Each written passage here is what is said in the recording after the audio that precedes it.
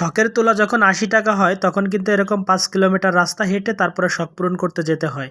আসসালামু আলাইকুম বন্ধু বান্ধবীগণ, কেমন আছেন? আশা করি সবাই ভালো আছেন। আমিও কিন্তু আপনাদের দোয়ায় বেমালা খুবই ভালো আছি। এতদিন হয়ে গেল এখনো পর্যন্ত মেট্রো রেলে উঠতে পারলাম না এবং মেট্রো রেলে চড়তে পারলাম না, তার কারণে হচ্ছিল শখ উঠছে মেট্রো রেলে উঠবো। আমার বাসা থেকে কিন্তু মেট্রো রেলের জায়গাটা উল্টা রাস্তা, যার কারণে হচ্ছে মেট্রো রেলে যাওয়া হয় না এবং চড়া হয় না। কি আর করার আছে, এখন কিন্তু সে মেট্রো রেলে যাবো, কিন্তু উল্টা রাস্তা দিয়ে বের হয়েছি, ভাবছিলাম যে কোনো জ্যাম থাকবে না, কিন্তু বাসা থেকে বের হয়ে দেখি জ্যাম। তো জ্যাম কি আর করার, আমি হাঁটা শুরু করছি যে হাইটেই চলে যাবো আজকে মেট্রো রেলে। যাক, 5 কিলোমিটার হেঁটে আসার পরে তারপরে কিন্তু বেড়িবাঁধ থেকে আমি অটো নিয়ে আসি। এই অটোতে কিন্তু চলে যাব একদম মেট্রো রেলে 1 নম্বর গেটে, অর্থাৎ উত্তর গেটে চলে যাব। এখান থেকে কিন্তু আসলে রাস্তার পাশে যে ভিউটা কিন্তু খুব ভালো লাগতেছিল। চারিদিকে অন্ধকার, এই অন্ধকারের মধ্যে কিন্তু একটা রাস্তা, আর এই রাস্তাটার ভিতর দিয়ে কিন্তু যাইতেছিল, খুব ভালো লাগতেছিল। অবশেষে কিন্তু আমি মেট্রো রেলের আশেপাশেই চলে আসছি। মেট্রো রেলের কাছাকাছি চলে আসার পরে কিন্তু এই যে দেখতেই পাচ্ছি যে মেট্রো রেলে এত পরিমাণ লাইট আর এত পরিমাণ সাজসজ্জা যে মনেই হচ্ছিল না যে এটা একটা রেল স্টেশন। মনে হচ্ছিল যে অন্য কিছু বা অন্য কোনো একটা জগৎ, এতটাই মসৃণ। এবং আমি কিন্তু চলে আসছি একদম গেটে।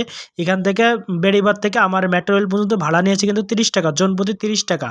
তো আমি এখান থেকে উঠতেছিলাম এবং উঠতে উঠতে কিছু লোক বলতেছিল যে ভাই এত পরিমাণ ভিড় এবং এত পরিমাণ লোক, সিট পাবো কি পাবো না, খুব একটা দুশ্চিন্তার ভিতরে আমিও ছিলাম যে আসলে এত কষ্ট করে আসলাম, যদি আমি সিট না পাই, টিকিট না পাই, কি করতে পারি? এখান থেকে ফিরে যাওয়া সম্ভব না, আবার 5 কিলোমিটার হেঁটে।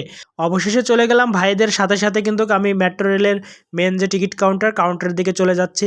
আমার পিছনেও অনেক যাত্রী আছে এবং আমার সামনে অনেক যাত্রী আছে।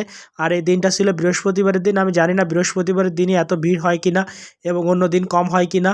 তো এখানে আসলে এত পরিমাণ যাত্রী ছিল, আমি দেখেই খুব অবাক হয়ে গেছি যে এত পরিমাণ টিকিটের সিরিয়াল ছিল। এখানে প্রায় 30-40 জনের পিছনে হচ্ছে আমি সিরিয়াল পাইছি, এবং ওই পাশে যারা আছে তারা হাতে টিকিট কাটে এবং হাতে টিকিটে প্রায় 60 থেকে 70 জনের এক একটা সিরিয়াল, 3টা-4টা লাইন করে বসছে। আর এটা হচ্ছে কম্পিউটার মেশিনে যেটা বের হয়, এই সিরিয়ালটা আমি দাঁড়াইছি। তো এখানে প্রায় 30-40 জন করে এক একটা সিরিয়ালে আছে। তো দুঃখের বিষয় হচ্ছিল যারা মহিলারা বা ভাইরা যারা আছে তারা কম্পিউটারে সিরিয়াল কাটতে পারে না, কিন্তু তারা এখানে আসে সিরিয়াল দাঁড়াইছে। এক একটা টিকিট নিতে প্রায় 5 মিনিট 7 মিনিট করে সময় নেয়, পারে না, উল্টোপাল্টা টিপে, আবার টাকা নেয় না, ছিঁড়া টাকা দেয়, জাল টাকা দেয়। অনেক সমস্যার কারণে কিন্তু এইভাবে কিন্তু সিরিয়ালে দাঁড়িয়ে আছি। প্রায় 45 মিনিট অপেক্ষা করে লাইনে সিরিয়ালে থাকার পরে কিন্তু আমি সেই আমার কাঙ্ক্ষিত টিকিটটা পেয়ে গেছি। এই টিকিটটার মাধ্যমে কিন্তু আমি যেতে পারবো এখন মেট্রো রেলে, আমার সেই স্বপ্নের মেট্রো রেলে। এখন আমি এখান থেকে পাঞ্চ করব, টিকিটটা পাঞ্চ করে কিন্তু আমি বের হব এখান থেকে। তো সবার মতো কিন্তু আমিও পাঞ্চ করলাম, পাঞ্চ করে কিন্তু আমিও বেরিয়ে গেলাম। দেখলাম যে আসলে কীভাবে আমাকে আটকায় কিনা, তা দেখলাম যে না, পাঞ্চ যেহেতু করছি তা সে তো আমাকে আটকাবে না।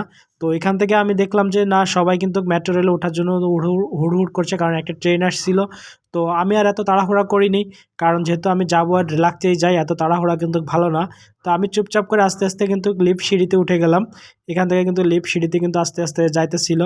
আর আমি হচ্ছে ভিডিও করতেছিলাম, দেখতেছিলাম যে আসলে আমি ভিডিও করতেছি, অন্য কেউ কিছু বলে কিনা। তো আসলে সবাই এখন ম্যাচুরিট হয়ে গেছে, যার কারণে হচ্ছে কেউ ভিডিও করলে কেউ কিছুই তাকায়ও না, দেখেও না, যার যার মতো শেষে যার যার কাজে কিন্তু শেষে ব্যস্ত থাকে।